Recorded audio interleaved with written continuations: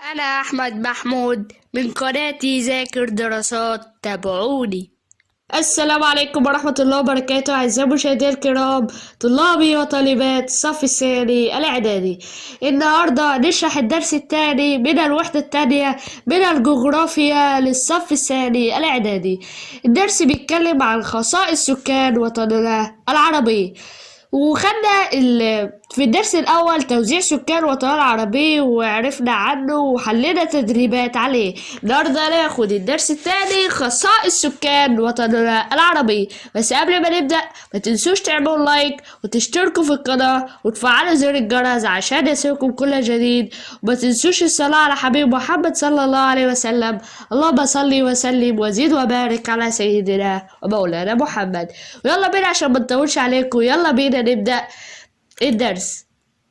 أول سؤال بيقول أنماط سكان وطننا العربي. يعني إيه أنماط سكان وطننا العربي؟ يعني أنواع سكان وطننا العربي بنقسمه لثلاث أنواع. النوع الأول اللي هو البدو الرحل اللي هم سكان الصحاري. البدو الرحل اللي هم سكان الصحاري، ده أول نوع.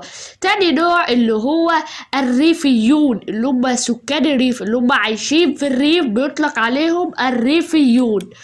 وتالت نوع اللي هم الحضر اللي هم سكان المدن. يلا بينا نتعرف على كل نوع فيهم.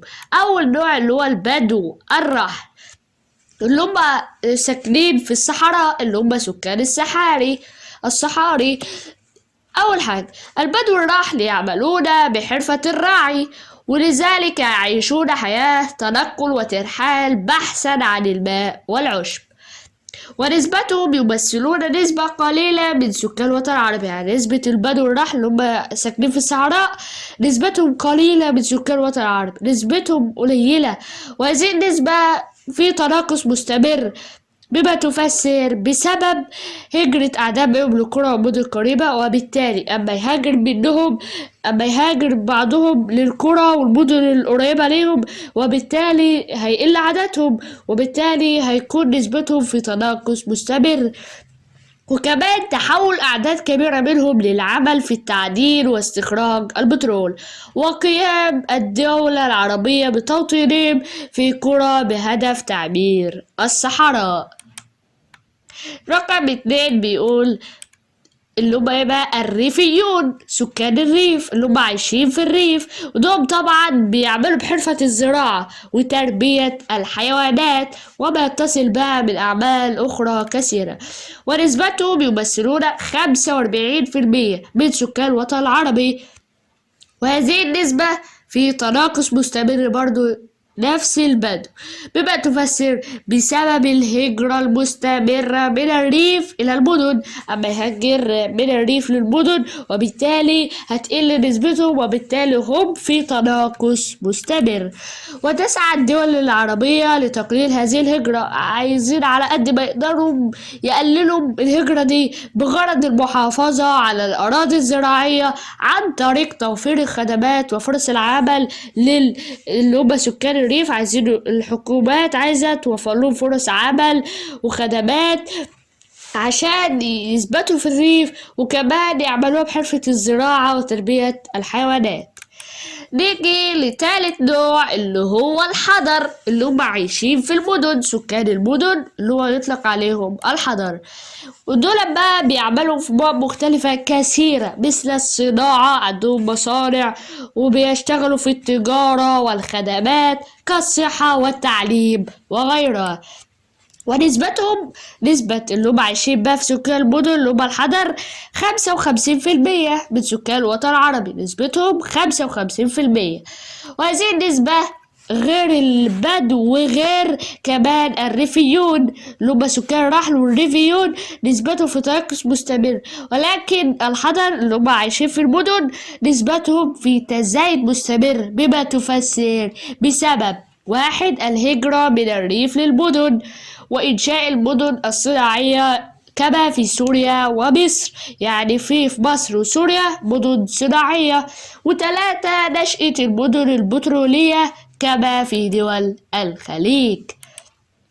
الهجرة من الريف للمدن بقى ايه اللي النتائج المترتبة على الهجرة بقى من الريف للمدن؟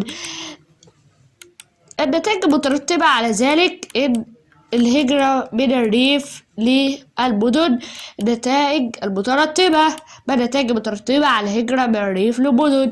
نشأة المناطق العشوائية، بتيجي مناطق عشوائية حول المدن الكبرى، بس المناطق العشوائية دي بيكون دون تخطيط حول المدن الكبرى وتفتقر، يعني ما بتخش لهاش مرافق مختلفة، وتبدأ بقى الخدمات الصحية والاجتماعية، يعني ما فيهاش خدمات صحية ولا اجتماعية. وكمان بترتفع بقى الكثافة السكانية بدرجة كبيرة، وتعد هذه المناطق من أهم مشكلات المدن الكبرى. لذلك تعمل الحكومات العربية على تطويرها. دي حكومات عايزة تطور للمناطق العشوائية. ايه هي بقى المناطق العشوائية؟ ما المقصود بالمنطقة العشوائية؟ هي منطقة تنشأ حول المدن الكبرى أو داخلها دون تخطيط. يعني المناطق العشوائية دي بتنشأ حوالين المدن اللي هي الكبيرة أو داخلها، وتفتقر للمرافق والخدمات. نيجي بقى لخصائص سكان الوطن العربية الاقتصادية والاجتماعية، اللي هما 4 أنواع. يتميز سكان الوطن العربي في الريف أو في المدن عامة بمجموعة من الخصائص، ومنها الاهتمام بالتعليم اللي هما 4، وتنوع الأنشطة الاقتصادية، وارتفاع مكانة المرأة، وآخر حاجة التمسك بالقيم والأخلاق الحميدة. نيجي نشوف كل واحدة فيهم بتتكلم عن ايه. أول حاجة الاهتمام بالتعليم. الاهتمام بالتعليم ارتفاع نسبة الملتحقين بالتعليم قبل الجامعي في الوطن العربي دلل على ذلك، حيث وصلت إلى 65.5% نتيجة لحرص الحكومات في الوطن العربي على إتاحة فرص عادلة للتعليم لجميع أبنائها الأسوياء وذوي الاحتياجات الخاصة.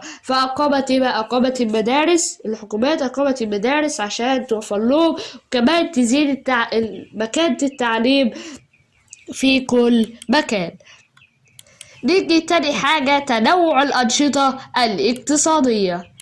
تنوع الأنشطة الاقتصادية يمارس سكان الوطن العربي أعمالا مختلفة، مثل إيه بقى؟ الزراعة والصناعة والتجارة والتعليم. وتمثل قوى العمل العربي 63.5% من عدد سكان الوطن العربي. وعلى الرغم من ذلك ما زالت نسبة الإعالة بالوطن العربي مرتفعة. ما المقصود بقى بقوة العمل؟ ايه قوة العمل؟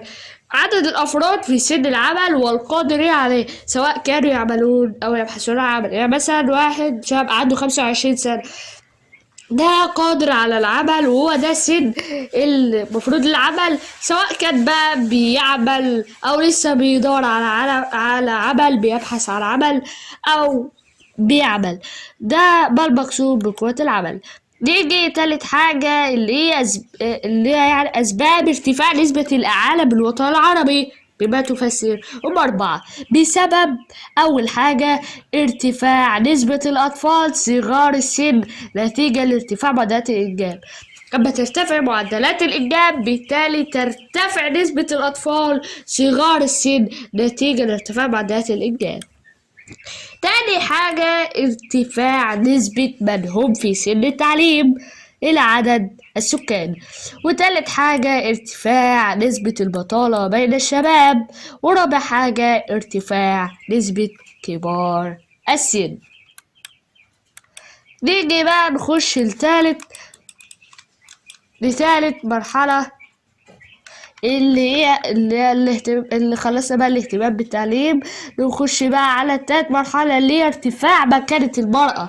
تتمتع المرأة طبعا في مجتمع اللي هو في الوطن العربي بمكانة متميزة دلل على ذلك، حيث حصلت على التعليم والعمل. في التعليم زادت نسبة التحق الإناث بالتعليم الابتدائي إلى 77%. كانت نسبة التحق المرأة في الماضي كانت ضعيفة بسبب بعض العادات والتقاليد التي تمنع تعليم الإناث. أما العمل ازدادت نسبة مشاركة المرأة في سوق العمل، يعني بدأت المرأة تشارك في سوق العمل، وأصبح منهن المعلمة والطبيبة والقاضية وعضو مجلس النواب وغيرها من المهن المختلفة. وآخر حاجة الرابعة التمسك بالقيم والأخلاق الحميدة في الوطن العربي. طبعا التمسك بالقيم والأخلاق الحميدة يتميز مجتمعنا العربي بالعديد من القيم والأخلاق الحميدة التي تميزه عن باقي المجتمعات. برهن على ذلك وهي إيه بقى؟